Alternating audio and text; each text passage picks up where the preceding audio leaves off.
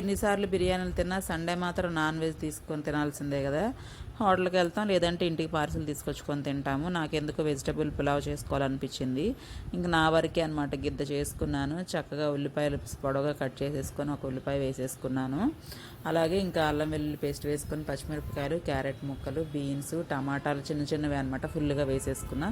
ఆలు సగం ముక్క వేసుకున్నాను. ఇంకా రైస్ వేసేసుకొని వాటర్ పోయకుండా ముందు అందులో చెమ్మంతా పోయేంత వరకు 2 minutes ఫ్రై చేసుకుంటే రైస్ పొడి పొడిగా ఉంటుంది కదా. 1-1.5 తెలిసిందే కదా. మనం ఇంకా కొత్తిమీరను పుదీనా వేసేసుకొని నీళ్లు పోసేసి ఒకటే విజిల్ రానివ్వండి. చాలా అంటే చాలా టేస్ట్గా ఉందన్నమాట. చాలా ఈజీగా కూడా అయిపోతుంది. ఏం చేశానంటే చికెన్ పచ్చడి ఉంది కదా, ఇంకా అది వేసుకొని ఒక పట్టు పట్టేసాను అనమాట. మంత్లో 4 weeks 5 weeks సండేస్ ఉన్నాయి అనుకో, ఒక్క రోజైనా సరే ఇంట్లో చేసుకొని తిందాంలే అని చెప్పి ఇలా ట్రై చేశాను అనమాట.